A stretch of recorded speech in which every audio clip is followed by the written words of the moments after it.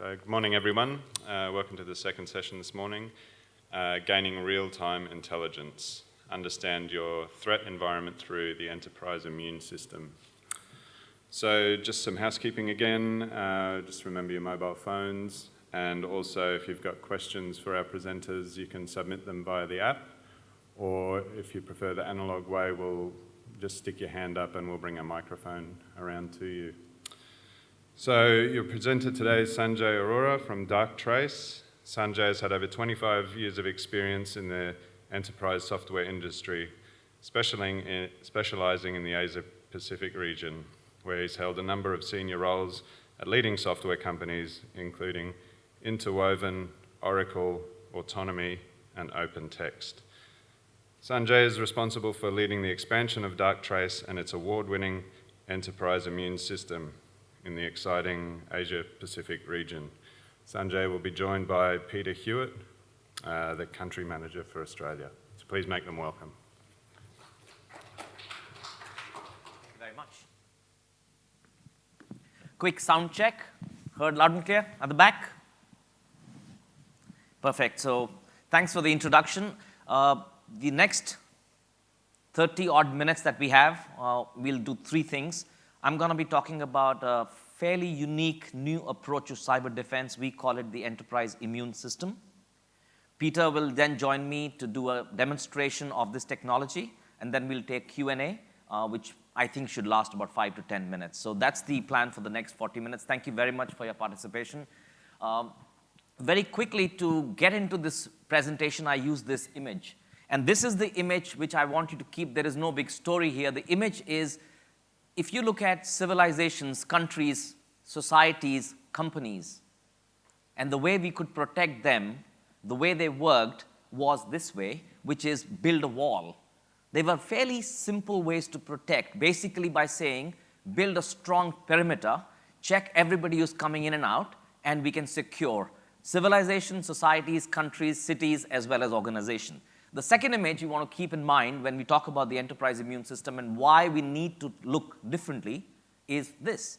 This is how new cities, this is how new companies, this is how you and I live, operate, work today. The challenge, and this has been a fairly big challenge in the cyber defense or cyber security landscape, is we are still trying to put the resources, still trying to believe that we can protect a company, a city, a society like this using walls, using perimeter. And I think that is the fundamental issue. If you, and you are the experts in this field, but that is the fundamental issue. How much time, money, resources, technology we still spend thinking we can prevent from bad actors coming inside. We can still say, I will build a bigger firewall, I will build a taller wall. The reality is, this is how we work. And that's why there is such a huge gap around legacy approach to cyber defense and what we read in the newspapers. So just keep these two images in mind as I introduced the next few topics around enterprise immune system. So given the first two slides, there was a group of people, mathematicians in Cambridge University, very passionate about machine learning and unsupervised machine learning, and experts from government intelligence agencies such as MI5 and GCHQ who have seen cyber threats at a very real. They have protected national infrastructure. They have protected London during Olympics. Those kind of people combined their topics together. They had a coffee, and that's where Darktrace started. It's a Cambridge University offshoot funded by Invoke Capital, which is a London-based VC company. But the fundamental of these two people coming together say, we need to find a new way to solve this challenge. In 3 years, as you can see, and I'm not going to harp on every topic, in just 3 years, Darktrace has 1,000 deployments. It's a global company. We have 20 offices. We have customers and offices in Australia and New Zealand.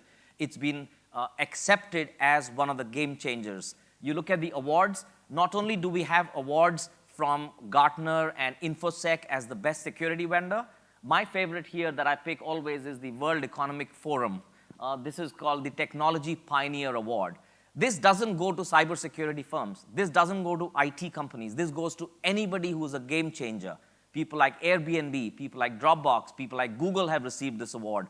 So bear in mind that when I'm talking about our success, it is being recognized as a new approach, a new way of thinking, which has been materialized into the enterprise immune system.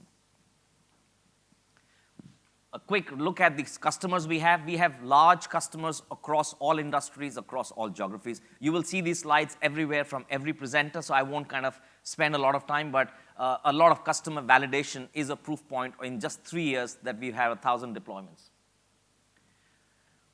Not reading the bios, but there are 3 kinds of people that made Darktrace successful. First is people like Jack Stockdale, who's our CTO. When I say people like Jack Stockdale, our Cambridge University offshoot R&D center is filled with people like Jack, who are really passionate about how does math and machine learning work to solve problems. The other kind of people that made Darktrace very special and successful is people like Dave Palmer. Dave Palmer, who's ex-GCHQ, and his bunch of colleagues who provided the domain knowledge, who provide the expertise around why and how these things emerge. What are the patterns these cyber threat actors use? So it's not just a classic software startup company coming out of California or someplace. It's a very seriously thought through company where people like Jack, people like Dave Palmer have set together how to solve this problem. And finally, people like Nicole and myself who have the experience of running software companies, making them global, expanding into different geographies and making sure that we are able to deliver customer service like a world-class software company does. On the right, you will see some heavyweight names. Lord Jonathan Evans, former DG of MI5, 33 years of government intelligence expert. He is one of the board advisor. He adds a lot of weight around what we should do and what direction we should take. Dr. Mike Lynch, Alan Wade, et cetera. So fairly influential people in this space. So the first few principles that we started this company was these. First, if you still think that you can fully secure your network, it's not going to happen. So it's just not possible to fully secure any network. That is, it is better to assume that rather than say, because I've invested in technology and people, I can sleep well. That's the fundamental principle we take. The second is this, which is I think the visual is very clear, and that we read in newspapers every day.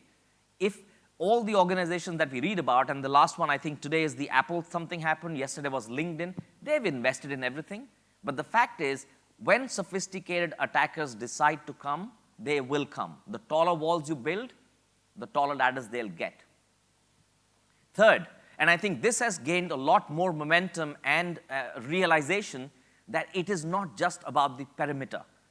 The battle at the border is frankly over. You will still have to do what you are doing, but the real battle is inside your network, to have the visibility of what's going on. Whether there is an insider who's doing malicious stuff for commercial advantage, or whether it's a naive insider who just still clicks on links, who still does those things that you as security professionals have told them 1,000 times, please don't do it. And the last thing, of course, is rules and signatures. Again, important, but it's always a catch-up. You can never be up to date throughout the organization. So these were the 4 things we wrote down when Darktrace was founded 3 years ago. Now, this is the slide where if I do a good job, you will extract a lot more meaning from this presentation. This is obviously DNA, and if I can just quickly check, anybody wants to talk about which animal has the strongest immune system? Anybody, any names? Anyone? It's the crocodile. Sorry? It's the crocodile. Crocodile's immune system is the strongest. And you know the conditions they live, the way they fight, the swamps, the blood. So they need really a very, very strong immune system. The second is human. The human immune system is the second. And this is a picture of a DNA. Why am I showing this picture is if you look at our human body, if you look at the way we are attacked by unknown bacteria, unknown viruses all the time, and just imagine our organization and our human body to be similar. How does the human race thrive, survive? How do we interact with us? Because of the immune system. What does the immune system do? The immune system is a self-learning capability that understands me. My immune system understands Sanjay. Peter's immune system understands Peter. If there is something that doesn't belong to me, comes to me, either my skin, which is my perimeter defense first is my skin, it'll fight. If something evades, something more sophisticated comes in, either my DNA fights or alerts. That is largely the principle of an enterprise immune system using math and machine learning. So what the enterprise immune system tries to deliver is using sophisticated, unsupervised machine learning.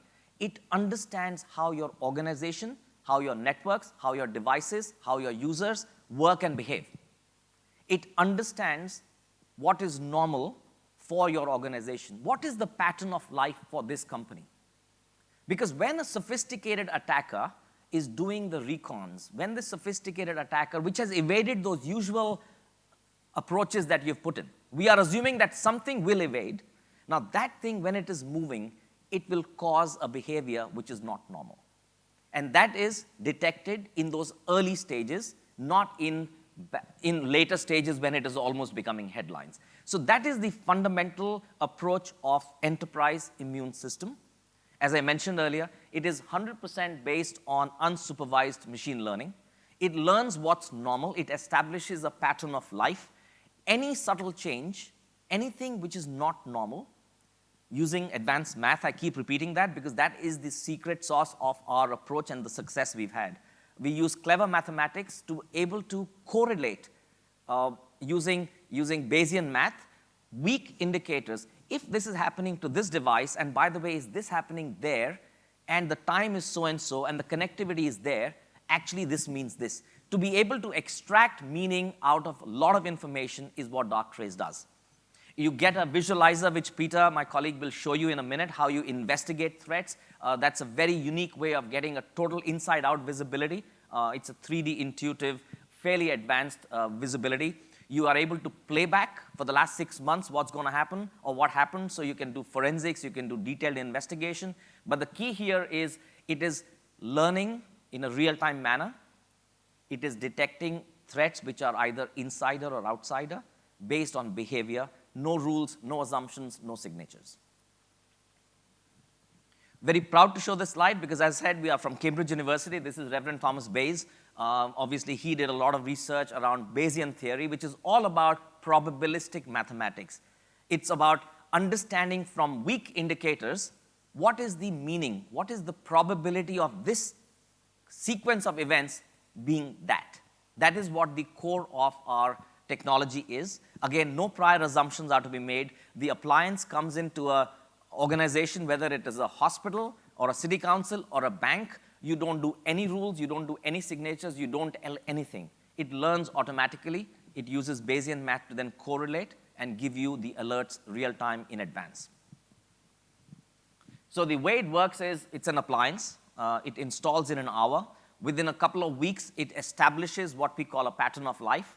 It continues to evolve, it continues to learn, and as more traffic comes in, it basically is spanning traffic. So it's not inline, it's passive, and then you start getting alerts around what happened here, why it is this way, and you are able to investigate further to really go to the root cause. So this device or this technology is not your usual firefighting, is not your usual, hey, these 29 things are coming in, I found that. You will get that. You have other devices. What this does is those very sophisticated attackers who are hiding, who are evading, who are successfully in your network without your other system being able to catch, this thing goes after that. So that's why it's a very important complementary solution to your existing technology stack. The existing technology stack, I'm sure you're very familiar with this. On the left side is prevent. Pretty much the firewalls, the next generation firewalls, the signatures, the sandboxing, essentially everything that you can do to prevent from bad guys to come inside is in the prevent category. And on the right category is the respond, the react, hey, I got hit, call 1-800-HELP category. Again, these two categories have been fairly well established and understood. There are many players, and I'm sure you have the right amount of investment in this. The category that is becoming a largely growing very rapidly and becoming very important is threat detection.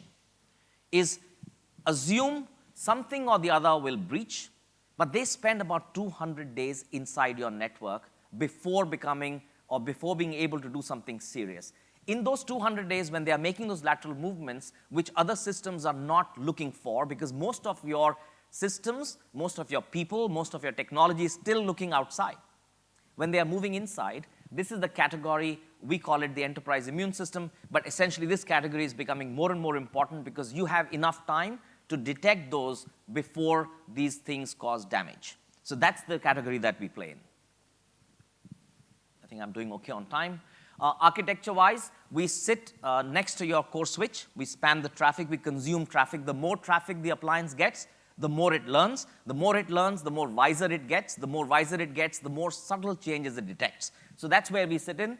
We add, as we call, dimensions to the traffic we listen, and we model. We model every user mathematically, every user, every device, every part of the network. Once again, there is no customization, no configuration, not a single line to be added to the device. It learns automatically, starts to cluster information. How do salespeople work? How do these set of devices work? How do HR people work? So it does on its own, learns, again, what we call pattern of life. And from that, it does a very interesting mathematical modeling, which is threat classifier. This is to reduce the number of false alerts. Actually, we don't even call it them false alerts. This is the Bayesian math that comes into play, which is once you've understood the traffic, once you have modeled the devices, users, and behavior, and then you start to look the mathematics of it. If this is happening right now, can I also look at the other people, or can I look at the other parts of the network, what is happening there? And that's why the threats we provide have gone through this threat classifier layer, if you may, and the number of threats you receive are very small, but the interesting events, they are all about unusual events, interesting events that are worthy of further investigation. So that's how it works. It's, again, not a typical firefighting tool. One of our very large installations at BT is a global customer and a partner, they get about 12 to 15 alerts a day. That's it. And those alerts are sophisticated in nature. So again, this is more towards those sophisticated attacks and sophisticated alerts.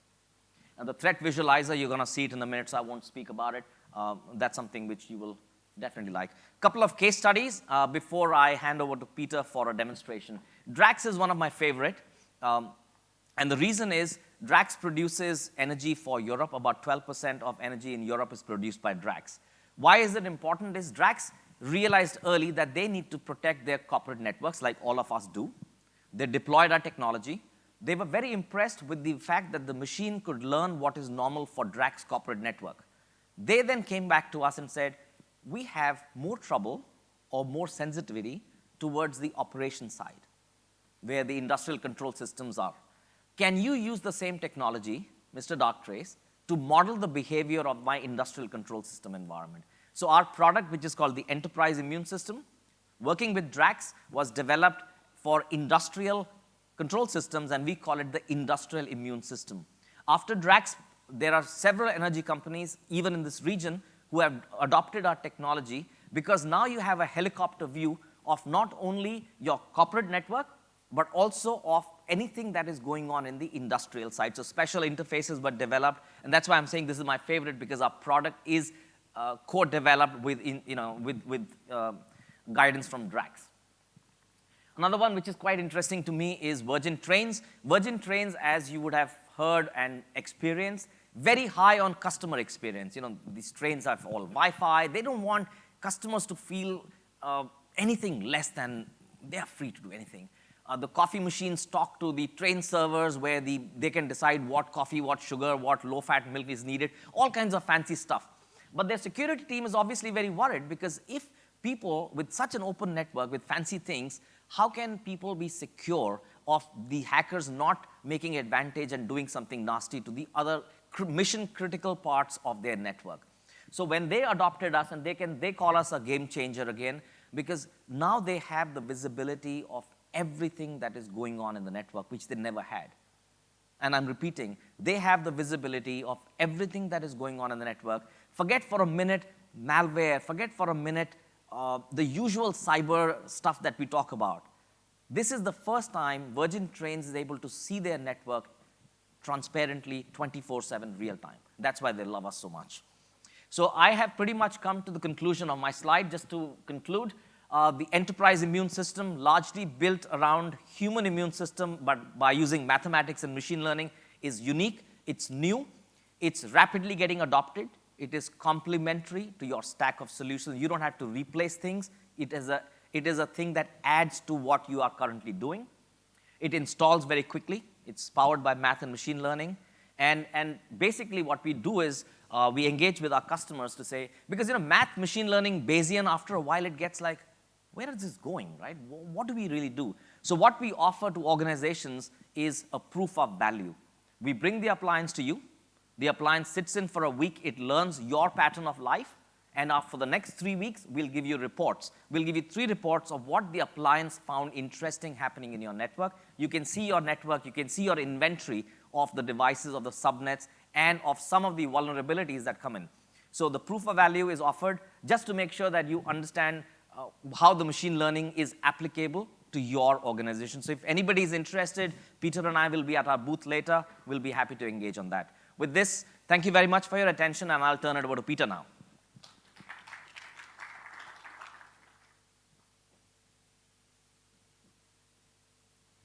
Thanks. Mic check, you can hear me. Okay, we've got a bit of a video, so I'm going to talk to the video. I'll just check that that works. And I'm going to try and pause and replay occasionally. So this is the Visualiser. So Sanjay talked about our detection capability. A key part of the Darktrace solution is also the investigative capability, and it's where all of the experience of our MI5 founders comes from. They've spent their life in a cyber intelligence world investigating threats. And this tool is designed from the ground up to provide you with an investigative capability on your enterprise network. And it's typically a capability, and it gives a visibility into your network that people just simply don't have. When we put the POV in for 3 weeks, one of the things that happens with the network administrators is they don't want to give it back because it shows them, it allows them to investigate and see what's going on in their LAN in a way they've never been able to do it before. So this is basically the screen. The system just builds out an understanding of the network from scratch without any human intervention. It's quite clever. We're currently, on this particular example, spanning 2,000 subnets, 38,000 devices. In the bottom left there, we've got the threat tray. This is where the anomalies appear. So the mathematical anomalies, the system will just show you those, and they appear in the threat tray. Top left-hand corner, full elastic search, and a bit of a time machine in the top right-hand corner, where you can go back in time to a specific point on a network, look at a device, a subnet, and actually play back the network traffic and watch what's going on. And then it allows you to see things in a way you typically can't see them. Each of the sites is a different colour, and the colours are important. Red is very, very bad, very high confidence threat. Blue is pretty cool and normal. And we'll just zoom into the UK there, if I can press the button. So each of the blocks you see on screen there is a subnet, and the yellow one is the net where there's an outstanding alert. So the first thing we see is a live 3D representation of that particular subnet. The blocks at the back are the subnets that subnet is talking to, and each of the dots there on screen is a machine. So we work out the operating system, the machine names all automatically. We can click on a machine, and then we drill down into that device. We can actually see what's going on. Open up the device event log, press play, and we're now watching the live network traffic on that particular subnet, and we're watching it on screen in text on the left and visually in the centre. Now, it looks quite nice. That's what happens when you put a bunch of MI5 cyber intelligence people in a room with a couple of game developers. You end up with an interface that looks like this. So it is quite useful as well. One of the things we've found, our cyber analysts who do this investigative work all day for our customers, they find this visual representation quite powerful, because if you're trying to track down a strange problem, it's quite useful to put the subnet on screen and just have a look at what's going on, see if you can spot any unusual connections or links or thick lines. And that can sometimes lead you down an interesting path. On the left, at the same time, we see all the network traffic related to that specific device we've got selected in the middle. And on the right here, we've got basically the metrics we're tracking for that machine. So we can visually and graphically see internal packet history. So what are the trends in data transfer, internal data transfer, external data transfer, number of connections, connection durations. And again, it's all about allowing you to look at lots of different aspects of a device once you see an anomaly related to it and work out what's going on. On the bottom section there, all of these things are the models that have triggered for that particular device. So all the models that have breached their thresholds. And again, you can go and dive in and have a look at those models, change them, modify them, raise the sensitivity, lower the sensitivity. But the secret sauce is really how they're combined mathematically to determine the anomalies. And some of them are very straightforward models. So if we just, if we click on data transfer, we can see the data transfer history for this particular device. Okay, So we go back to the land view. We can also go and have a look outside the perimeter. So if we're seeing a particular amount of traffic going out through the perimeter, we can dive out to the world and we can zoom out and go and have a look at some of the devices that are out there in the world where we've been connecting from that particular subnet. Yeah. And dive back into the LAN. So one of the things I wanted to be able to try and do is to move forward a little bit. I'm not sure how I'm going to be able to do that. All right, so what we've got here is an investigation. So we've got an anomaly triggered in the bottom tray there. You can see on the left, the breach log is showing that we've got a connection, I can't read that from here, with unusual activity with a very high probability. So we can open up the breach event log, and what we see is the network transactions that are relevant to that model breach. And we can go and bring that up graphically. We can actually see the trend. In this case, we've got, I think, a large data transfer. And we can actually see the history of that particular data transfer. Again, visual, quite useful. This particular one, we've got another model breach, unusual activity strength 67%. Open up the breach event log. And what I've got there, and this is the interesting thing, so I've got three things that have contributed to this particular breach. So it's unusual activity 67% due to internal data transfer, internally connected devices, and internal connections to closed ports. Now, it's not that there's any rules in the product that say those are evil. One of the things we don't do is build a lot of rules about what normal networks look like, because it doesn't work. Everybody's network is different, and it's actually one of the reasons why we work so well in industrial control environments, because they're very different networks. But for Darktrace, it doesn't matter too much. Most of our modelling is done at a fairly high level based on header information. So we don't really do analysis of the data in the network transactions at all. And in this case, what we've got is we've got three things that have contributed, and the breach log is showing us all the network transactions that relate to that. And what you can see, if you look there, is you can see a whole bunch of failed connection attempts to machines on the same subnet within a couple of IP addresses of our desktop in the middle there. The yellow desktop is where the anomaly is detected. What we've actually got going on here is an APT that's poking around the network looking for credentials. And what follows is a file transfer that's unusual and some connections to ports that are unusual. Now, it's not that any of those things are evil, it's just that the combination of those three is very unusual for this machine. And the truth is, when an APT is on your network, or whether an employee is doing something they shouldn't be doing, or where just a piece of malware has got past and you're not detecting it because the AV's broken, all you know is symptoms. And the idea of this tool is exactly that. Once you see the anomaly, you can go and investigate it and work out what's going on. So what would we do? And I'm nearly done with the demo. So we can actually go and have a look at this and say, right, well, let's have a look at the actual attack. As I hover over each of those threats, you can see the graph changing on the right-hand side. So it just gives you the internal connections, data transfers in context, so you can see how it's different. So let's go back 1 minute to before the breach, press play, close the breach event log, and open up the device event log. And what we can actually watch is the network transactions leading up to that. So we'll actually see each of that summary of network transactions in amongst the network traffic and where the breach is fired. So again, quite a powerful investigative tool to understand what's going on. So obviously, if you're in the middle of doing this investigation, trying to work out what's going on, just a quick word on Sue Smith. Did I stop that? There's no active directory lookup. We're obviously a passive device on a span port or a tap on the network, but we see the original authentication request and we track those transactions. So we can work out after the fact if we need to whose credentials we used. And we do create and we model credential behaviour continuously. So we're keeping a track of those models. So one of the things you might want to do at this point, and Sue's in HR, so we might want to understand at the end of this breach there was a file transfer. What was the file transfer about? Was it related to Sue's job? Was it a legitimate HR process, or is it something different? So we can go and highlight by application protocol, and there's a lot of different ways to filter the data in this view, and we can go and have a look at the different file transfers that have happened around and related to the breach, and we can actually go and grab that file transfer. Because one of the things we do as part of the span process is we keep the first 10 or 20K of every file we see in transit. We keep them for about 3 weeks, a 3-week rolling window. We're not trying to be a forensic copy of your network, but it just makes it much easier to create a packet capture as part of your investigation. So if you want to see what's going on, you can actually just go and do that, create a packet capture. And I think it's still on the screen there, but you'll see about halfway down the screen, you'll see that there's access to a file that starts with MA, merger and acquisition requirements and pricing, 10th of July 2014.doc. Probably not a file that Sue should be accessing. So we might go and have a look in that file, and that's what we've just done. You'll see a little green pop-ups happened on the bottom left-hand corner there. So we said to the system, give me a packet capture of the file that was transferred, open up the packet capture, and we've got a rudimentary Wireshark-like device capability. We call it Darkshark internally, just to allow you to go and have a look what was in that file transfer. So that's kind of it. I've got in that video is just another few demos of different types of threats. Really, I hope what I've demonstrated is the capability. One of the things we find people, they feel this is a little bit like a seam. It's trying to give you the capability of a seam. We don't replace seams, but we're very complementary to them. And one of the things it does allow you to do is investigate network traffic very, very rapidly. You know, if we push all of the network traffic to the appliance, to the Darktrace appliance, you've got it there for history. Getting it to log files and into a seam environment to do a query of things like, you know, one of the things network administrators ask me is, can I get a list of all the new MAC addresses on my network in the last 10 minutes, or the last week, or the last hour? Yeah, easy. It's just a query in the search.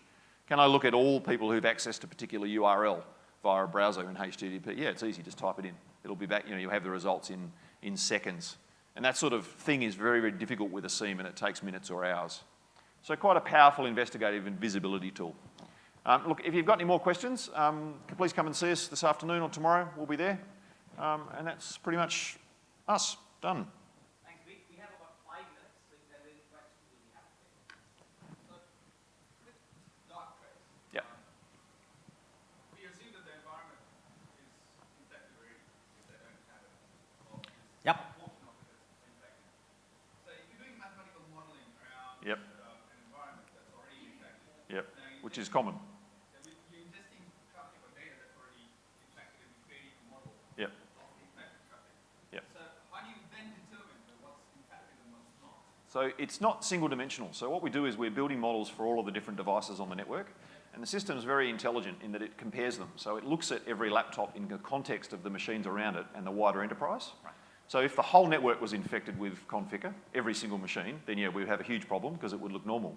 But it's actually very good at spotting existing undetected malware infections in the first couple of weeks, because it builds a model of all the laptops, and then the one that's actually infected is different, and it spots that almost straight away, actually, usually in the first 7 days. Yeah. It's quite clever. Good question. Yeah, it's a good question, Yeah. actually, a very good question. Any other questions?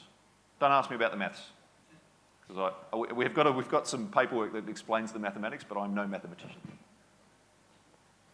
Yo. I'm wondering about the API service that the output. Yep. As part of the first diagram of the architecture, there was some mention of an API to Yep. interact. Yes. So how that works? And Yeah, sure. So the product, just about everybody who puts it in integrates it with their SIEM or their SOC environment. Right. So there's two things. We can export the alerts via email. We can do email alerting, or we can export them via syslog or JSON format. Most of the SIEMs, Splunk Logarithm, Sumo Logic, ArcSight will all absorb that format quite readily. So you can see the alerts in your SIEM if you've got an existing SOC environment. If you want to go a bit further than that, there's a full web API. So from another environment like your SIEM or something you built yourself, you can actually query the device itself and ask it a myriad of things. You can ask it about alerts, you can do queries about machine details, what models have fired on a particular IP address or MAC address. It's quite rich. So there's a full web API if you want to do that sort of integration. It's quite straightforward. We can give you details on that if you'd like some more. Just grab us at the stand. Thanks, Peter. No worries.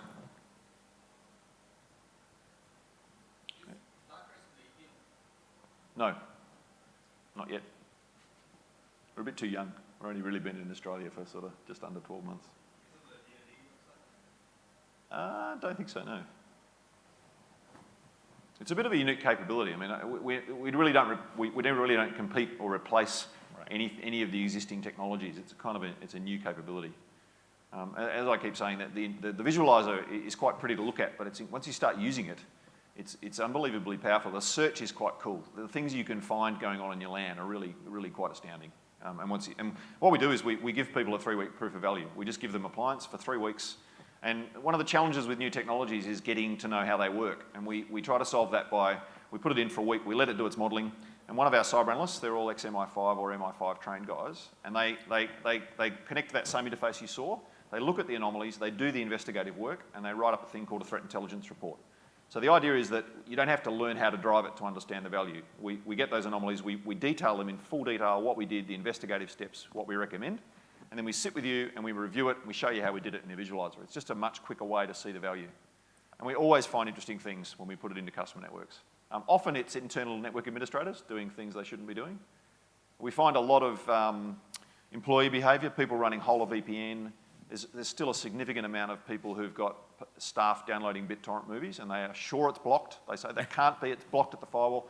These technologies are designed to get around your firewall. They're quite good at it. But whole of VPN is rampant, and those of their ilk. We often find employees just hacking other people's desktops for fun. We spot that quite often. We had one customer in Singapore, actually, a big energy company. And one of the things we found during the POV was it was 9 o'clock at night, we found an inbound connection from their Citrix ICA gateway, internet-facing device, to a desktop, and then back to their other Citrix ICA gateway. And that was obviously odd, because it had never happened on that device before. It was a couple of different things, and there was some significant traffic for an hour. So we raised that up, and we had that in the threat intelligence report. And Gabriel, who was the IT administrator, the director of IT for APAC, I showed it to him, and he said, oh, that was me. I was at home, and the ICA gateway wasn't working, and I couldn't get to it. And I could get to one of them, but we blocked RDP in the DMZ, so I couldn't hop across to the other one, so I had to bounce via my desktop. And I said, okay, well, that's good to know. And he said, but the fact that you detect that gives me great confidence that it will actually be able to show us things that are going on. And we found a stack of other really interesting stuff on the network. And they're a customer now. They're really happy with it. They've got 8 appliances all over the planet, 8 sites. Any other questions? Sorry, I'm talking. I should be listening and waiting for questions. No? Okay. Thanks. Thank you very much.